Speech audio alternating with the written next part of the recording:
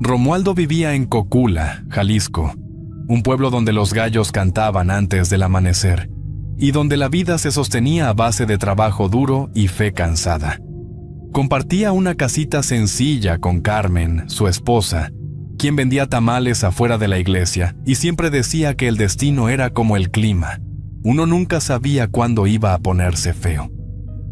Esa mañana, mientras Romualdo limpiaba su trompeta con un trapo viejo y lento, un muchacho llegó preguntando por los Gallos de Cocula, el grupo de mariachis donde él tocaba desde joven. Tocó la puerta con nerviosismo, mirando para los lados como si no quisiera ser visto. ¿Usted es don Romualdo?, preguntó el joven ajustándose el sombrero. «El mismo», respondió Romualdo sin dejar la trompeta. «¿Y tú quién eres?». «Soy mensajero», explicó el joven con voz baja. «Un ranchero de San Gabriel quiere contratar a los Gallos de Cocula para la boda de su hija mayor. Dice que pagará bien, muy bien». Romualdo se quedó callado por un momento. San Gabriel no era cualquier lugar, y cuando alguien pagaba muy bien, casi nunca venía sin sombra. «¿Qué dice tu patrón?», preguntó Romualdo cruzando los brazos. «Quiere músicos de verdad», dijo el mensajero mirando al suelo. «Los suyos no bastan para lo que planea». Carmen apareció en la puerta con el ceño fruncido. Su instinto nunca fallaba. «No me gusta nada esto, Romualdo», advirtió Carmen apretando los labios. «Esa gente siempre trae desgracias». Romualdo la miró, luego bajó la vista hacia su trompeta. Necesitaban el dinero. La casa tenía goteras y los tamales ya no se vendían como antes. «Vamos a aceptar», respondió Romualdo con firmeza. «Es una tocada nada más». Esa noche, mientras practicaba frente a la ventana, Romualdo sintió un escalofrío extraño, como si alguien lo estuviera mirando desde la calle vacía. Se asomó, pero no vio a nadie. Aún así, el aire le pesaba en la nuca. «Seguro son los nervios», murmuró Romualdo para tranquilizarse. Pero algo dentro de él ya sabía que ese viaje iba a cambiarle la vida para siempre. La mañana siguiente llegó rápido, como si el tiempo hubiera corrido más rápido esa noche. Romualdo apenas durmió. Algo en su pecho no lo dejaba respirar tranquilo. A las 5 en punto, ya estaban todos reunidos frente a la plaza de Cocula. Trompeta, guitarrón, violín, vihuela y los rostros aún pegados al sueño. «¿Listos, muchachos?», preguntó Romualdo subiendo a la camioneta con cuidado. «Listos no estamos, pero ¿ya qué?», respondió Chema frotándose los ojos. Salieron al amanecer rumbo a San Gabriel, con el cielo apenas encendiendo los bordes de las nubes. Llevaban los instrumentos, los cables y el cansancio de toda una semana de trabajo encima. El camino se retorcía entre curvas, como si la tierra misma quisiera tragarse la luz. «Esta sierra huele raro», comentó Toño mirando por la ventana. «Como si guardara secretos». «No digas tonterías», respondió Romualdo sin mirarlo. «Mejor concéntrate». A medio trayecto, una troca negra apareció detenida al borde del camino. Estaba llena de hombres armados, todos con lentes oscuros, los dedos cerca del gatillo y las miradas fijas en ellos. «Baja la mirada, Toño», susurró Romualdo mientras acomodaba su sombrero. «No hagas ni un pinche gesto». El silencio se volvió pesado, como si el aire se hubiera espeso. Uno de los hombres dio un paso hacia la camioneta, pero luego se detuvo y les hizo una seña leve. Los dejaron pasar sin decir palabra. «Esto ya me huele a entierro», murmuró Chema apenas dejaron atrás la troca. Cuando llegaron al rancho de la boda, el portón estaba custodiado por hombres con radios y escopetas colgados como si fueran parte de la decoración. Los músicos intercambiaron miradas, entendiendo al instante que aquello no era una fiesta común. Dentro del rancho, el ambiente era otro. Había mesas largas, luces colgadas como estrellas artificiales, mujeres preparando mole en casos de cobre y un olor a leña que casi lograba tapar el miedo. Romualdo miró entre los invitados y notó a una niña. Vestía de blanco. Caminaba sola entre las mesas, con los ojos perdidos como si no perteneciera ahí. ¿Quién deja a una criatura sola en un lugar así?, susurró Chema. Pues ya estamos aquí, dijo Chema forzando una sonrisa. O tocamos o nos regresamos muertos de hambre. El ranchero salió a recibirlos. Era un hombre alto, de mirada pesada y sonrisa sin alma. Su voz era suave, pero algo en su presencia gritaba peligro. Romualdo sintió cómo le temblaban las manos. No sabía por qué, pero el aire le olía a destino torcido. La tarde cayó lenta sobre el rancho, tiñendo de rojo los cerros que rodeaban la propiedad. Las luces se encendieron poco a poco, y la música comenzó a llenar el aire, intentando disfrazar lo que se sentía en los huesos. Una tensión que no se iba ni con 3 tragos de tequila. Los gallos de Cocula tomaron su sitio junto al escenario improvisado.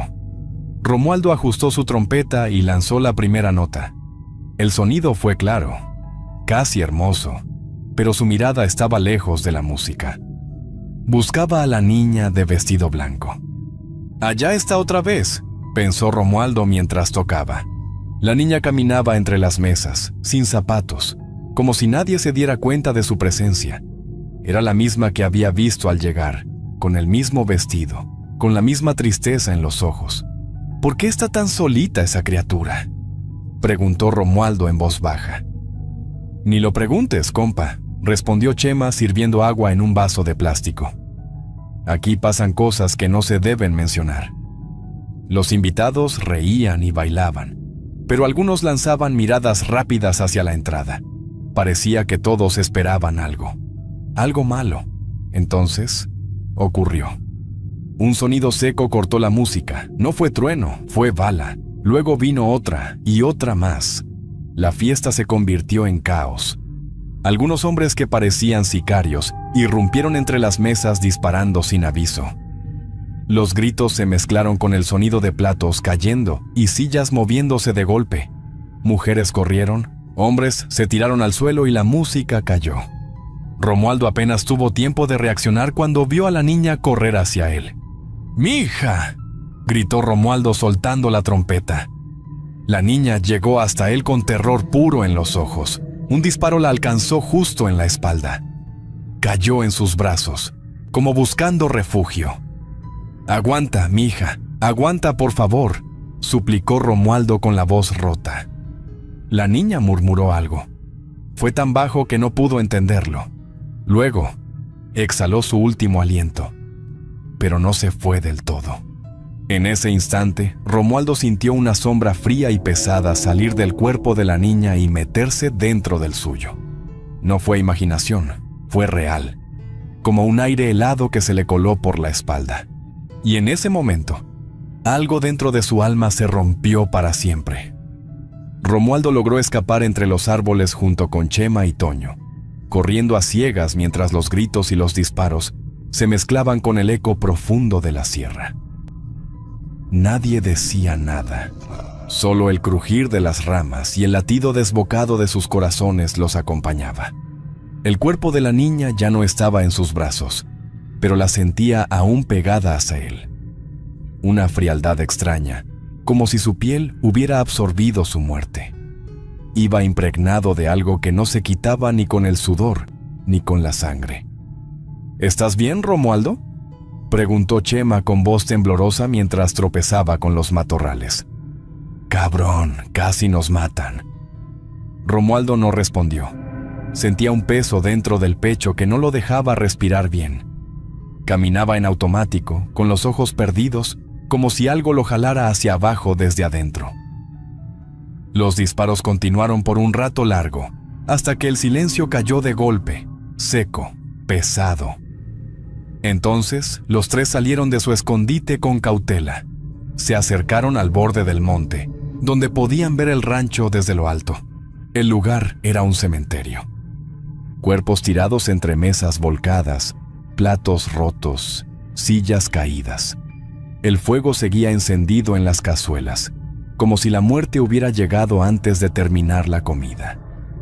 Desde donde estaban, entendieron que nadie había sobrevivido. Romualdo alcanzó a ver un charco oscuro donde la niña había caído. Sus ojos se nublaron. No quiso mirar más. «Vámonos ya, por el amor de Dios», dijo Toño empujando a todos hacia la camioneta. La troca seguía ahí, milagrosamente intacta. Subieron rápido. Nadie decía nada. El camino de regreso fue un tramo largo de puro silencio. Romualdo iba sentado en el asiento del copiloto, pero sentía que algo lo acompañaba dentro de la camioneta. Una presencia callada, fría, como una respiración que rozaba su nuca. No quiso voltear. Tenía miedo. Un miedo que le helaba el alma. Cerró los ojos, esperando que fuera su imaginación, pero lo único que veía eran los ojos de la niña. Abiertos, tristes, mirándolo con ese silencio que pesa más que un grito. Al llegar a Cocula, el pueblo seguía dormido. Carmen salió corriendo al escucharlos llegar. «¡Romualdo!», gritó Carmen abrazándolo con fuerza. «¿Qué pasó? ¡Por el amor de Dios!». Romualdo no levantó los brazos. Algo dentro de él ya no le respondía. Era como si una parte de su alma se hubiera quedado allá, entre los gritos y la sangre. Las primeras noches después del regreso fueron un tormento silencioso para Romualdo. Dormía poco, y cuando lo hacía, se despertaba empapado en sudor, con el corazón golpeándole las costillas. Cada sombra en la pared parecía tener ojos. Cada crujido en la madera le sonaba a pasos. «No es nada», decía Carmen apagando la vela. «Estás cansado, eso es todo». Pero Romualdo sentía otra cosa. Algo caminaba por la casa. No lo veía, pero lo escuchaba. Eran pasos pequeños, descalzos, como los de un niño perdido en la madrugada. Una noche, justo antes del alba, escuchó un llanto suave. Venía del fondo de la casa, del cuarto donde guardaban las herramientas. «¿Carmen? ¿Eres tú?», preguntó Romualdo con voz baja. «No me estés jugando». Pero Carmen seguía dormida, profundamente, respirando parejito. No podía ser ella. Se levantó con el cuerpo helado y avanzó descalzo por el pasillo. El llanto seguía ahí, bajito, como si alguien estuviera acurrucado entre sombras. Empujó la puerta con cuidado. El cuarto estaba vacío. Sin embargo, el olor lo golpeó de inmediato. Tierra mojada, pólvora y algo más. Esa misma tarde, mientras afinaba su trompeta sentado frente a la ventana, vio algo moverse. Una sombra pequeña asomó por la puerta de la cocina. Una silueta delgada, infantil. Estaba ahí, mirándolo en silencio.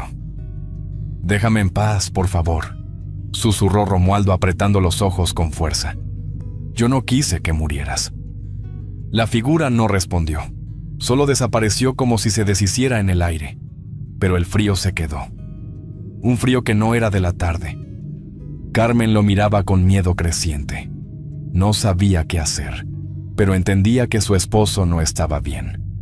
Desesperada, fue a ver a doña Herminia, una curandera vieja que vivía al borde del pueblo. Decían que podía sacar espantos con rezos que ya nadie recordaba. «Tráelo mañana», ordenó la señora Herminia mientras soplaba humo de copal sobre una vela. Lo que carga no es nada bueno. Esa noche, Romualdo durmió abrazado a Carmen. Ella lo sostenía como si su cuerpo pudiera protegerlo.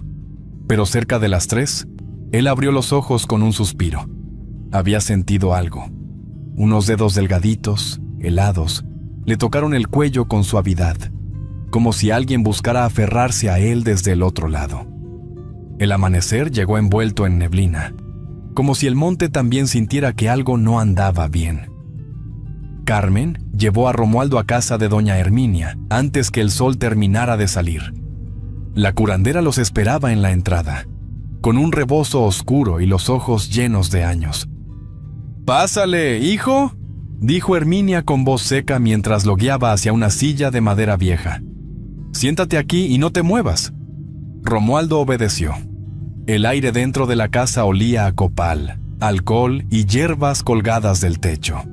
Herminia agarró un ramo de ruda fresco y comenzó a pasarlo por su cuerpo, murmurando palabras que Romualdo no entendía.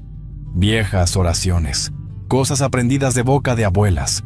«Cierra los ojos, muchacho», pidió Herminia mientras le tocaba la frente con la palma. «Y no tengas miedo de lo que vas a sentir». Romualdo cerró los ojos, pero un escalofrío lo recorrió de golpe. Algo invisible le aló el cabello hacia atrás, con fuerza, como si alguien pequeño se trepara por su espalda. Jadeó, pero no se movió. «Tranquilo», susurró Herminia mientras rompía un huevo en un vaso con agua. El líquido quedó turbio, pero lo peor era la yema. Salieron hilos negros, delgados como telarañas flotando, enroscados como si contuvieran algo atrapado. «Esto no es normal», dijo Herminia frunciendo el ceño. «Aquí hay una sombra fuerte, una cosa vieja, algo que no pertenece a este mundo». Romualdo abrió los ojos con terror. «¿Se puede quitar?», preguntó Romualdo con voz temblorosa. «Ya no quiero vivir así». Herminia negó con la cabeza lentamente. «Yo solo puedo limpiarte un poco», explicó Herminia mientras soplaba el vaso. «Pero necesitarás un brujo de verdad, de esos que trabajan con fuego, que hablan con los muertos». Carmen apretó la mano de su esposo. No dijo nada, pero sus ojos hablaban por ella. Esa tarde regresaron a casa. El cielo se nublaba y el viento corría raro. Mientras caminaban, Romualdo sentía pasos detrás de ellos, suaves pero constantes, como si alguien más los acompañara. Esa noche, cuando por fin intentó dormir, abrió los ojos de golpe. Había una figura en la puerta, alta, negra, inclinando la cabeza como si oliera el miedo en el cuarto. Y Romualdo supo en ese momento que no era la niña.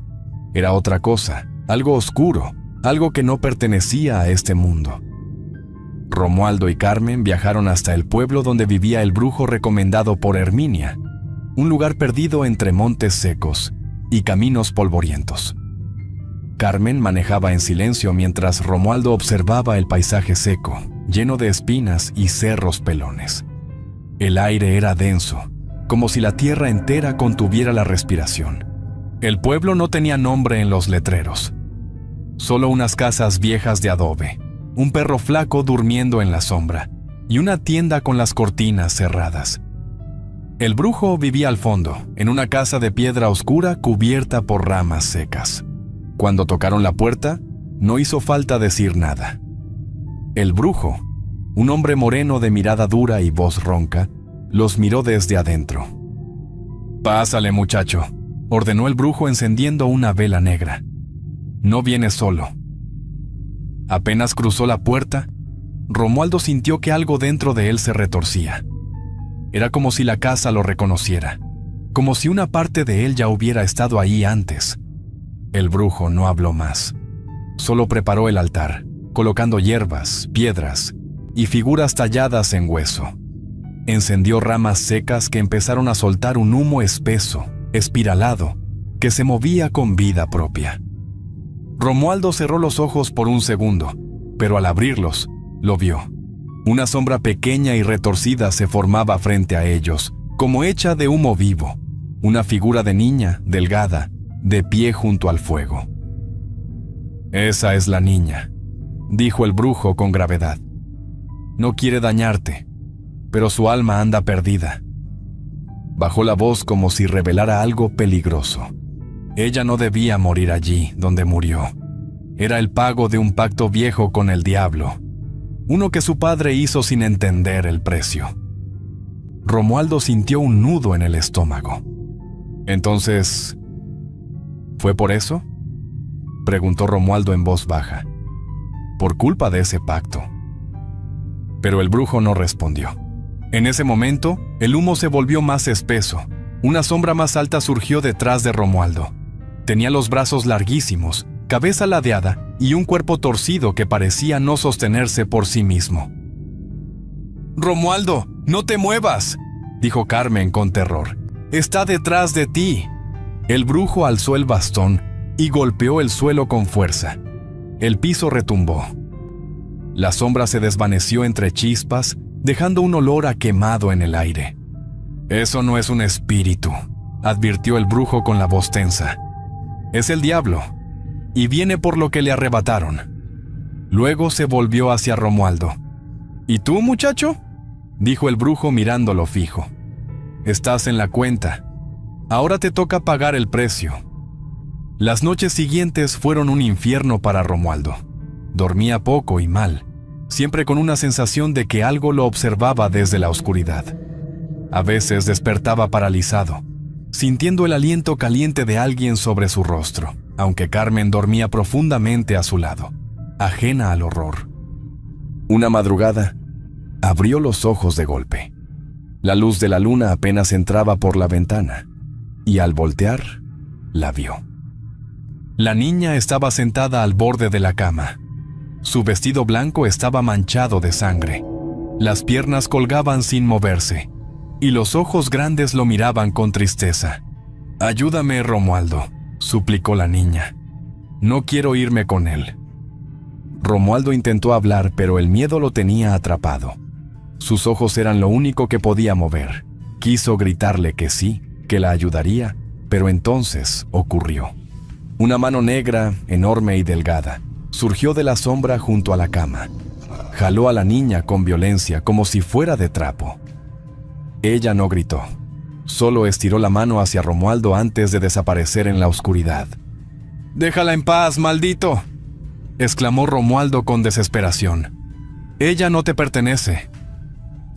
El cuarto se volvió gélido, el aliento se volvió niebla, y en el marco de la puerta apareció él. La figura era alta, torcida. Los brazos colgaban como trozos de carne vieja, y la cabeza ladeada parecía a punto de caer. Los ojos brillaban en rojo opaco, sin vida. El suelo crujió cuando dio un paso hacia adentro. «Ella es mía», dijo el diablo con una voz profunda que parecía salir de muchos lugares al mismo tiempo. «Tú también lo serás». Romualdo sintió el terror puro. Pero justo cuando la sombra extendió la mano hacia él, el miedo se rompió. Saltó de la cama, tropezando con la silla, y corrió a la cocina. Encendió todas las luces una por una, como si eso fuera a salvarlo. Pero la sombra seguía ahí, en la esquina, mirándolo. Y Romualdo entendió en ese instante que no habría escapatoria sin enfrentarse a la oscuridad. El amanecer llegó pesado, como si el cielo supiera lo que iba a ocurrir. Romualdo y Carmen regresaron a la casa del brujo sin hablar, con el miedo marcado en la piel. El brujo los esperaba afuera, mirando el horizonte con expresión dura. «Pásale, muchacho», dijo el brujo moviendo la mano. «Hoy vamos a ajustar lo que te ata, pero escucha bien, no todos salen vivos». Dentro de la casa, el brujo preparó el altar. Colocó ceniza negra en un cuenco de barro, sal de grano formando un círculo ancho y una vela gruesa como tronco, que ardía con una flama azulada. El aire se volvió denso, casi irrespirable. Romualdo se sentó en el centro del círculo, sintiendo cómo el suelo parecía vibrar debajo de sus pies.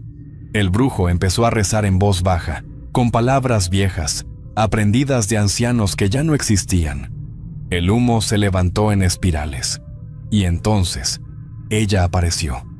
La niña surgió detrás de él, llorando sin sonido, con el vestido manchado y los ojos llenos de un dolor que no pertenecía a este mundo.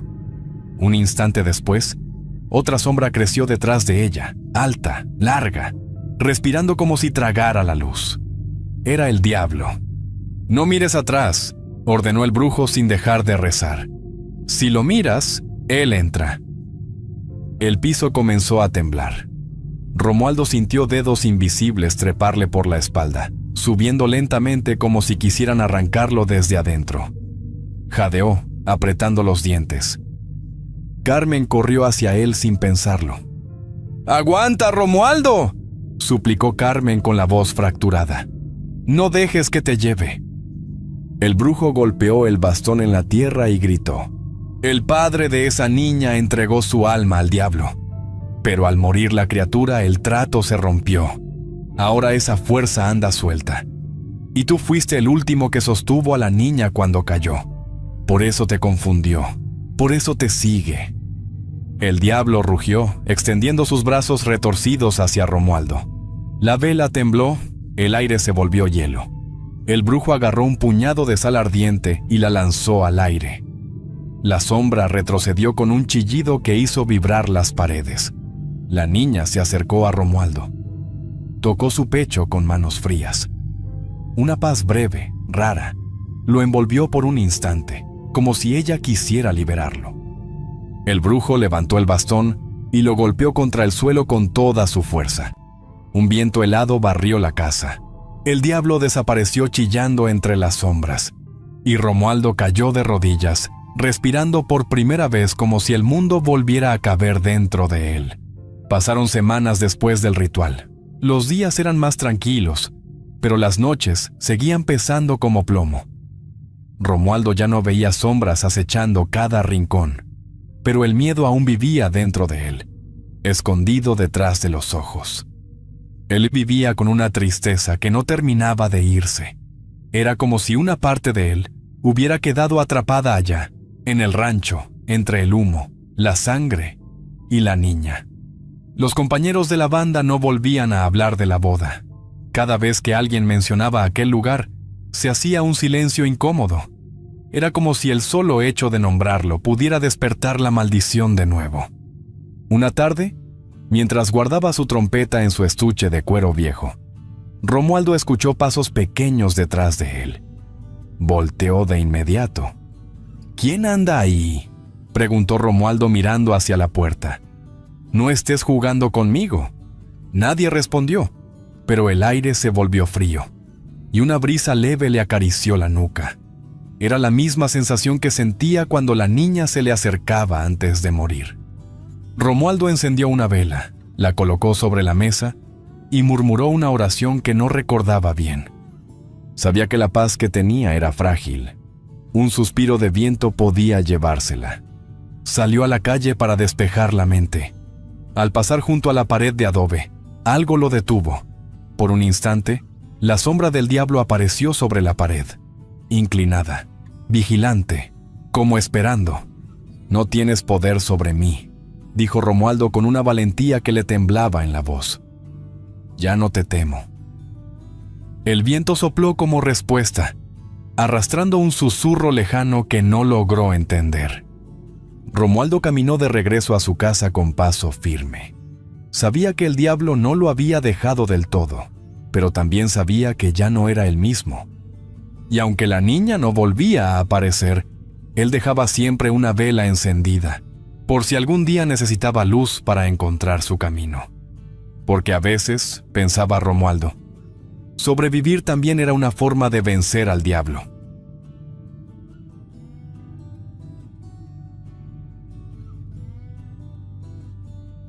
El pueblo donde vivía Toño era pequeño, escondido entre cerros secos y caminos de tierra. Un lugar donde el tiempo parecía caminar despacito, donde las casas eran de adobe y los techos de lámina resonaban con la lluvia. La gente allí era sencilla, trabajadores del campo, hombres y mujeres curtidos por el sol y el polvo.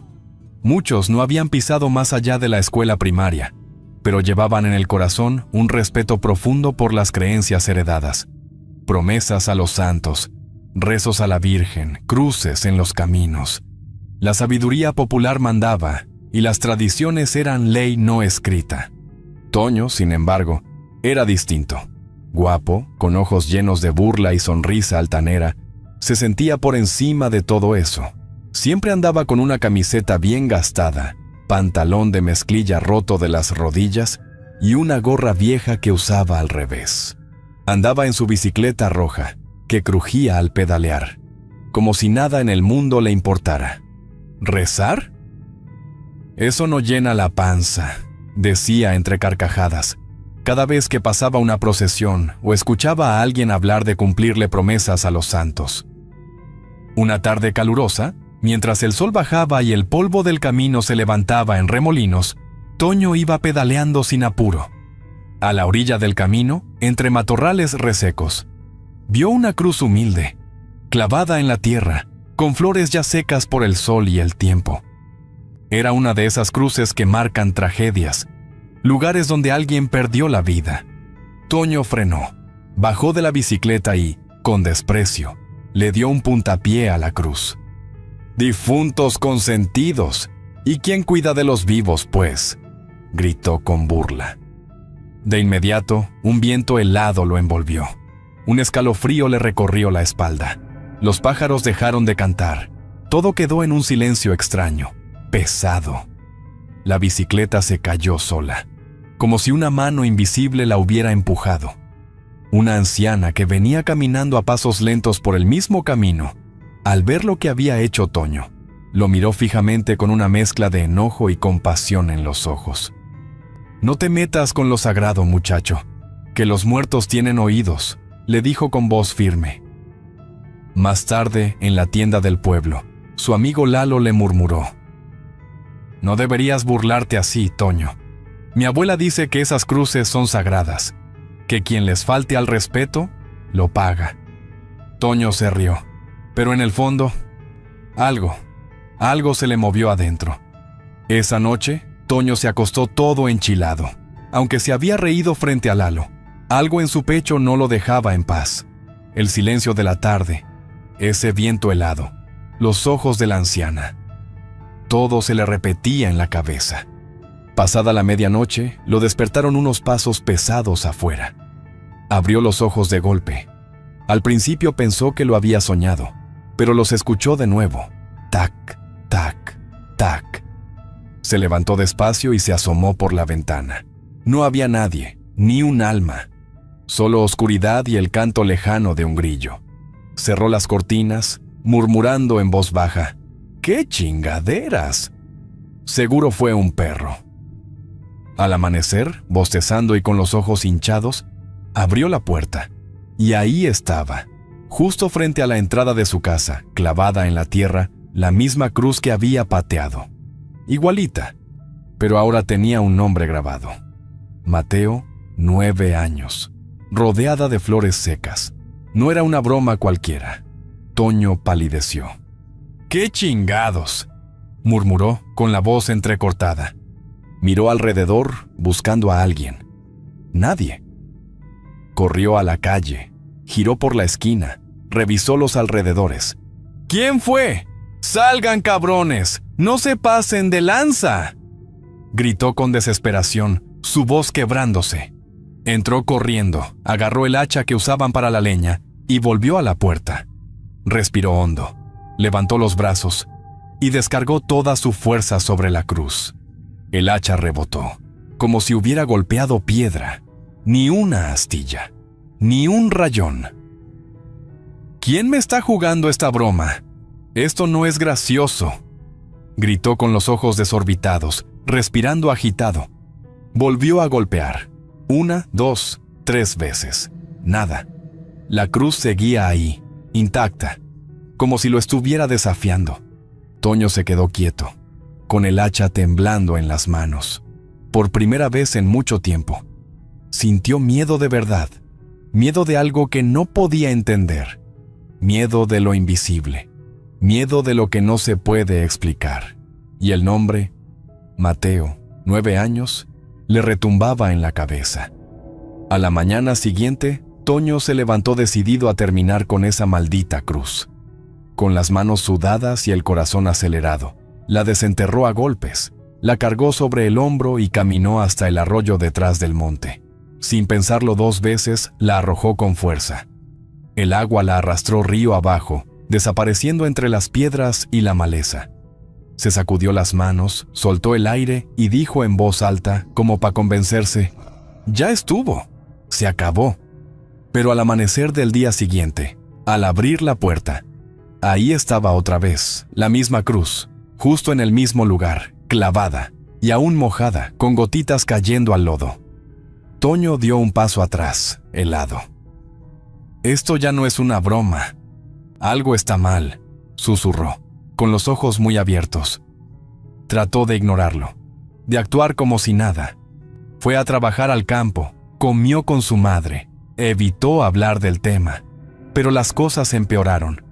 Empezó a notar sombras que cruzaban detrás de él en los espejos. Pensó que eran juegos de luz. Hasta que una noche, mientras se lavaba la cara, levantó la vista y vio claramente el reflejo de un niño parado detrás de él. Delgado, callado, con los ojos vacíos. ¡Ah!, gritó con el alma girando en seco. No había nadie. El espejo estaba empañado, pero el olor, un olor fuerte a veladora recién apagada, se apoderó del baño, y no había ninguna encendida. Los días siguientes fueron peores. Escuchaba lloridos suaves en la madrugada, como si un niño buscara a su madre. Las paredes crujían, las puertas se abrían solas, y siempre ese olor. Flores marchitas, cera quemada, tierra húmeda. Soñaba con tumbas abiertas, con manos chiquitas y frías que lo jalaban de las piernas.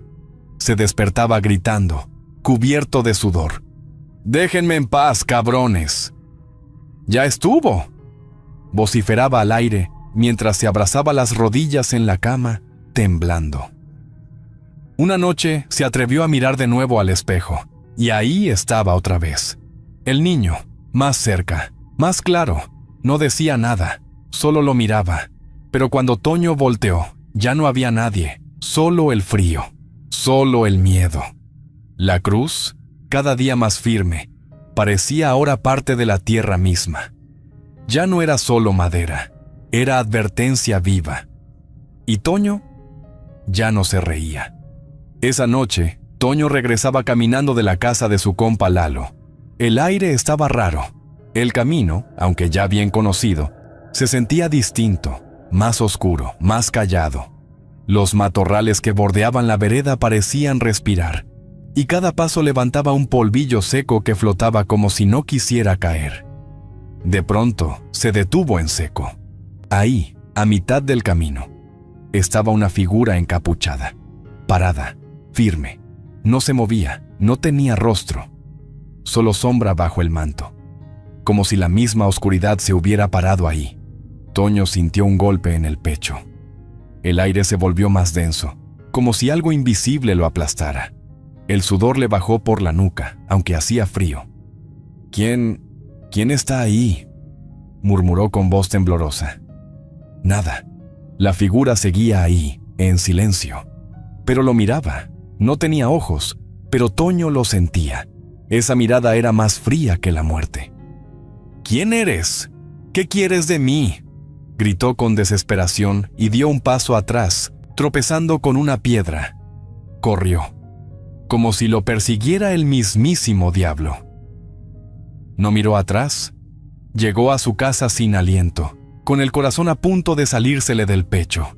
Cerró la puerta a toda prisa y se quedó ahí, pegado a la madera, temblando. Pero no terminó ahí. En los días siguientes, la figura volvió. La veía en la esquina del cuarto cuando apagaba la luz. La encontró junto a la pila del patio entre la ropa colgada. Y un día, al agacharse para tomar agua, la vio reflejada en la cubeta. Gritó como nunca. «¡Ya basta! ¿Qué quieres de mí?». Intentó ignorarla, pero no pudo. Sentía su presencia en cada rincón. Soñaba con ella. Pensaba en ella. Vivía con ella. Y en sus momentos de soledad, arrepentido, derrotado, se decía en voz baja: «Fue solo una cruz, una patada. ¿Por qué yo?». Pero la figura seguía ahí, firme, callada, observando. Y Toño supo que lo que había comenzado no tenía final fácil. Toño ya no sabía qué hacer. Los ojos se le veían hundidos, las manos temblaban y el alma se le estaba cayendo a pedazos. Una mañana, con el sol pegándole duro en la nuca, fue hasta la iglesia del pueblo. Entró despacio, con la gorra en la mano y los ojos clavados en el piso. Buscó al padre Braulio, que estaba colocando flores frente al altar. «Padre, yo necesito hablar con usted», dijo Toño, con voz baja, casi temblando. El sacerdote se giró y lo miró con seriedad. «¿Y ahora sí vienes a rezar, Toño?», preguntó el padre entrecerrando los ojos. Yo sé que siempre dije que rezar era una pérdida de tiempo, pero algo me está siguiendo. No me deja dormir, me está volviendo loco, explicó Toño con el rostro desesperado. El padre suspiró, sacudió la cabeza y volvió a colocar las flores sin mirarlo. Tú solito sembraste tu espanto, hijo. No vengas a buscar paz en lo que nunca respetaste, dijo el cura, con voz seca y firme. Toño apretó los labios, dolido, y salió sin decir nada más. Las puertas de la iglesia se cerraron detrás de él como un eco seco. Horas después, con el sol ya bajando, tomó el camino del cerrito. Cada paso era un castigo. Piedras sueltas, espinas en el monte y el calor seco partiéndole la garganta. Subió hasta la casita de doña Eulalia, una curandera que todos decían que veía entre este mundo y el otro. Su casa era chiquita, de adobe, con ramas de ruda colgadas en la entrada y velas a medio consumir en las ventanas. Tocó con los nudillos, despacito. La puerta se abrió poco a poco. Doña Eulalia estaba sentada en una mecedora.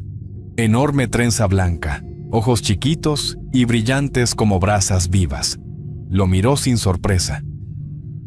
¿Usted me puede ayudar?, preguntó Toño con los ojos rojos y las palabras trabadas por el miedo. La anciana extendió la mano sin decir nada. Cuando él se la dio, un escalofrío le subió por el brazo, como si le hubieran metido hielo en la sangre. Te burlaste de la muerte, mijo, y ahora quiere enseñarte a respetar, explicó la curandera, mirándolo con tristeza. ¿Es el diablo?, preguntó Toño, limpiándose las lágrimas con el dorso de la mano. Peor, respondió ella, es la muerte, y la muerte no grita, solo cobra. Toño tragó saliva. El miedo ya se le había metido hasta los huesos. ¿Y si ya es tarde?, susurró él con voz rota. No es juego, Toño. La muerte no castiga, marca, advirtió doña Eulalia con los ojos clavados en los suyos. Y lo que está marcado, tarde o temprano, se paga. Toño se quedó en silencio mirando las velas que titilaban frente a él. Doña Eulalia, sentada en su mecedora, cerró los ojos por un instante, como si estuviera recordando algo muy lejano. Esa cruz marca el sitio donde un niño llamado Mateo fue atropellado hace ya muchos años. Tenía 9. Iba por el camino a comprar tortillas para su mamá. Un carro bajó del cerrito sin frenos. Lo arrastró varios metros. Fue un accidente terrible, explicó la curandera, con voz quedita. Toño tragó en seco. No recordaba haber oído eso. No te debes acordar. La gente dejó de hablar del tema, su familia se mudó. Nadie lo visitaba, la cruz se pudrió, el nombre se borró. Solo quedó el monte encima de todo. Hoy ese lugar tiene puro zacate alto, seco. Nadie se acerca. Dicen que da escalofríos, continuó doña Eulalia, abriendo los ojos lentamente. Ella lo miró fijamente. La muerte cuida a los que ya nadie cuida. ¿Y tú, Toño? Tú pisaste donde no debías. Te burlaste. Le diste una patada a lo único que lo recordaba, dijo la curandera con voz firme. Toño agachó la cabeza. No podía sostenerle la mirada. Se sentía pequeño, avergonzado. ¿Qué tengo que hacer?, preguntó Toño apenas audiblemente. Escúchame bien, mijo. Tienes que ir a ese lugar, limpiar la cruz, quitarle el zacate, el polvo, el olvido. Llevarle flores frescas, no de plástico, de las que uno corta con respeto, no a lo güey, respondió doña Eulalia poniéndose de pie con esfuerzo. ¿Y luego?, preguntó Toño con voz temblorosa. Vas a encenderle una veladora blanca, la vas a clavar firme para que no vuelva a caerse. Y ahí, de rodillas, vas a pedir perdón, indicó la anciana con seriedad. Pero yo no sé rezar, dijo Toño, bajito con vergüenza. Pues aprende. No importa si no te gusta, vas a rezar. Aunque sea un Padre Nuestro, un Ave María, con respeto, Con humildad, ordenó doña Eulalia sin piedad. Toño nomás asintió, le temblaban las manos. «¿Y si no lo hago? ¿Qué pasa?», preguntó Toño con la voz casi apagada. «Si no lo haces, el siguiente nombre tallado en esa cruz será el tuyo», explicó la curandera con una seriedad que le heló el alma. Un silencio pesado cayó entre ellos. Toño sintió que el aire ya no pasaba igual por sus pulmones. Sabía que no tenía opción. La muerte lo estaba mirando y quería respeto. Esa misma noche, con el corazón hecho bola y las manos sudadas, Toño cargó la cruz en silencio. No usó la bicicleta. No quiso que nada interfiriera. La madera le raspaba los dedos, le quemaba la piel como si ardiera por dentro, pero no la soltó. Caminó entre sombras, guiado por la luz débil de la luna, hasta llegar al lugar donde todo había comenzado. El zacate le llegaba a las rodillas. El aire olía a tierra mojada, aunque no hubiera llovido. El sitio se sentía más frío que el resto del campo, como si el tiempo ahí se hubiera detenido. Toño limpió el terreno con las manos. Quitó piedras, ramas secas, espinas. Luego se arrodilló y clavó la cruz con todas sus fuerzas. La empujó hasta que sintió que quedó firme. «Por favor, que esto funcione», murmuró Toño, mientras el corazón le golpeaba fuerte dentro del pecho. Sacó un trapo del bolsillo y limpió el nombre tallado. Mateo, 9 años. Con dedos temblorosos, colocó flores blancas a cada lado de la cruz.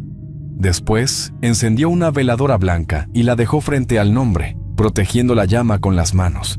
Respiró hondo. Cerró los ojos. «Padre nuestro que estás en el cielo, santificado sea tu nombre. Venga a nosotros tu reino», rezó Toño con la voz temblorosa. El aire se volvió más denso. La llama parpadeó. Toño tragó saliva y entonces levantó la voz con desesperación. «Perdóname, Mateo, perdóname. No sabía lo que hacía. Te juro que no quise faltarte al respeto», gritó Toño, todo ahogado en llanto. Sus palabras se perdían en el campo. Cayó de rodillas, llorando con el alma abierta. El miedo ya no era solo miedo, era culpa, era vergüenza, era el peso de haber cruzado una línea que no debía. Y fue entonces cuando la sintió, detrás de él. La presencia. La figura encapuchada apareció por última vez, silenciosa, helada, parada detrás de Toño como una sombra más entre el monte. Él no se atrevió a mirar. Cerró los ojos con fuerza, apretó las manos contra el pecho. Un aire frío le envolvió el cuerpo. Y se escuchó el tañido de campanas, pero al revés, como si el mundo se quebrara por dentro. Cuando Toño abrió los ojos, la figura ya no estaba. Solo quedaba la cruz, la veladora encendida, y un silencio que no pesaba. Un silencio que, por fin, traía paz. Desde aquella madrugada, Toño ya no fue el mismo. Algo en él se rompió, o tal vez algo en él despertó. Nadie volvió a verlo reírse de las procesiones ni de las promesas. Nunca más dijo que rezar no quitaba el hambre. Caminaba diferente, como si cada paso pesara más, como si llevara algo encima o por dentro. Empezó a ir a misa cada domingo, puntual, con la gorra en la mano y la cabeza agachada. Ayudaba a barrer el atrio, encendía veladoras en silencio y mantenía la cruz de Mateo limpia como si fuera un altar sagrado. Le cambiaba las flores cada semana y siempre dejaba una veladora nueva. Los vecinos lo miraban de reojo. No era miedo, era respeto. Algo en su mirada había cambiado. Ya no era altanera, era una mirada que había visto cosas que no se cuentan. Un día, en confesión, se arrodilló frente al padre Braulio. «Vengo a confesar un pecado», dijo Toño, bajito. «Dios te escucha, hijo», respondió el padre con tono suave. «Yo pateé una cruz, me burlé de un difunto, de un niño, y no sé qué fue lo que vino por mí, padre, pero no era de este mundo. Sentí un miedo que no se olvida», confesó Toño, con la voz temblorosa. El padre guardó silencio unos segundos. Luego lo miró con seriedad. ¿Te arrepientes de corazón?, preguntó el sacerdote. Más de lo que puede decirse con palabras, respondió Toño, con los ojos llenos de lágrimas. Entonces, haz penitencia. Reza un rosario cada noche por las almas olvidadas. Y cada vez que veas una cruz en el camino, detente. Reza por quien ya no tiene quien rece, indicó el padre Braulio en tono firme pero compasivo. Toño asintió en silencio. Desde entonces, algunos decían que a veces hablaba solo. Otros aseguraban que, por las noches, se le alcanzaba a oír hablando quedito, como si respondiera a una voz de niño. Pero nunca más se vieron sombras, ni se oyó un lamento.